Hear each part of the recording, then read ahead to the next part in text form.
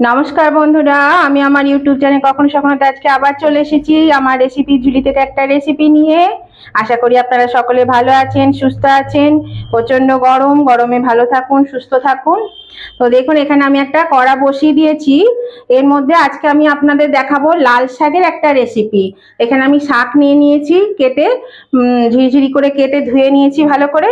এই শাকটা আমি এর মধ্যে দিয়ে দিচ্ছি। শাকটাকে আমি একটু সেদ্ধ করে নেব, সেই জন্য এই শাকটা আমি আগে এর মধ্যে চাপিয়ে দিচ্ছি।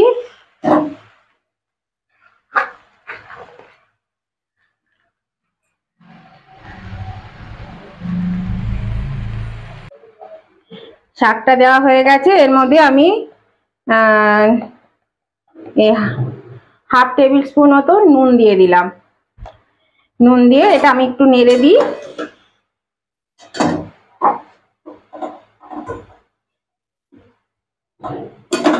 এটা নেড়ে দিয়ে আমি ঢাকা দিয়ে দেবো শাকটা ভালো সেদ্ধ হওয়া অবধি।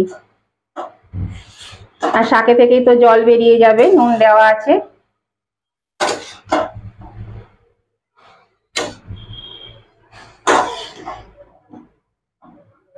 দেখুন, এইভাবে নেড়ে দিলাম একটু।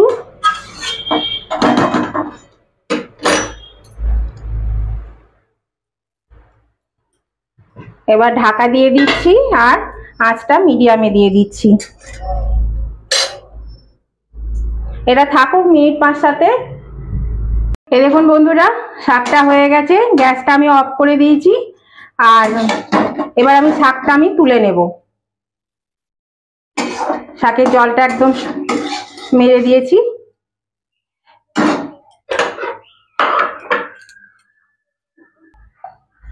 এই দেখুন বন্ধুরা, আমি কড়াতে তেল দিয়ে দিয়েছি। এবার তেলটা গরম হয়ে এসছে। এর মধ্যে আমি দেখুন কিছু জিনিস দেব।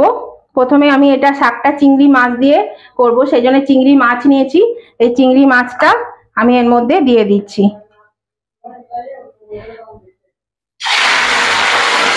আড়াইশো চিংড়ি মাছ নিয়েছি, চিংড়ি মাছটা আমি এর মধ্যে দিয়ে দিলাম। এবার এর সঙ্গে আমি দিয়ে দিচ্ছি, এখানে পেঁয়াজ কুচি করেছি, পেঁয়াজ কুচিটা দিয়ে দিলাম। আমি কিন্তু এগুলো সব একসঙ্গেই ভাজবো।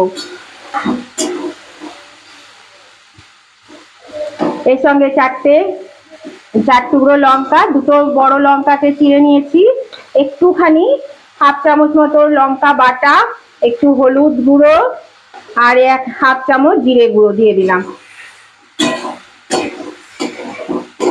সরি, জিরে গুঁড়ো নয়, ওটা ধনে গুঁড়ো। এবার আমি এটা ভালো করে একটু ভেজে নেব।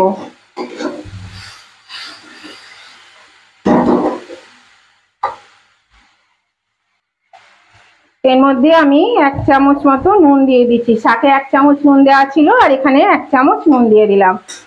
এবার এটাকে একটু ভেজে নেব, তেল ছাড়া অবধি ভেজে নেব।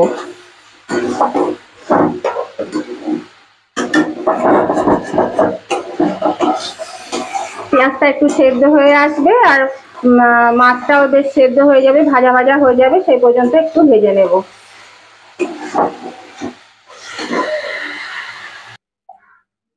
এই দেখুন বন্ধুরা, এটা ভাজা হয়ে গেছে। দেখুন লেগে লেগে যাচ্ছে কেমন কড়াই, এই চিংড়ি মাছ ভাজলেই লেগে যায়। এবার আমি শাকটা দিয়ে দিলাম এর মধ্যে। এবার শাকটা দিয়ে ভালো করে নেড়ে চেড়ে নেব।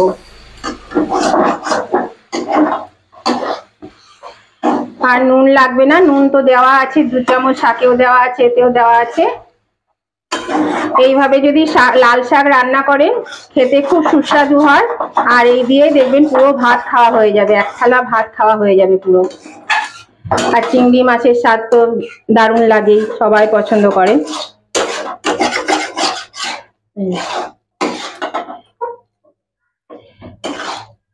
শাকটা কিন্তু বেশ সেদ্ধ হবে এমন ভাবে যেন ভর্তা মতো হয়ে যায়। দেখুন একদম ভর্তা মতন হয়ে গেল।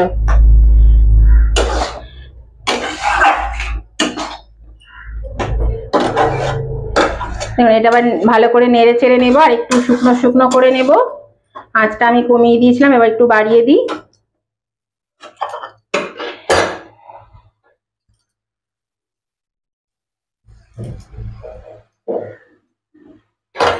আর নতুন বন্ধু যারা আমার ভিডিও দেখছেন অথচ এখনো পর্যন্ত সাবস্ক্রাইব করেননি, তারা কিন্তু অবশ্যই আমার চ্যানেলটা সাবস্ক্রাইব করে আমার পাশে থাকুন।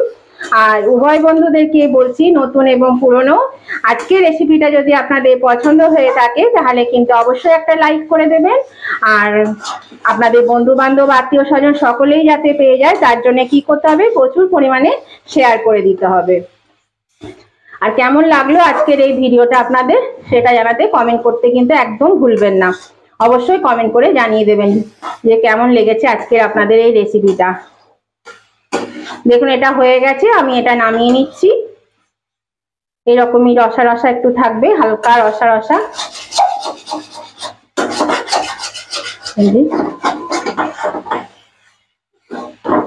খুব তাড়াতাড়ি হয়ে যায়, এটা রান্না করতে বেশি সময় লাগে না, আর খেতেও খুব সুস্বাদু হয়। যদি না খেয়ে থাকেন এভাবে, তাহলে অবশ্যই একবার করে খেয়ে দেখুন।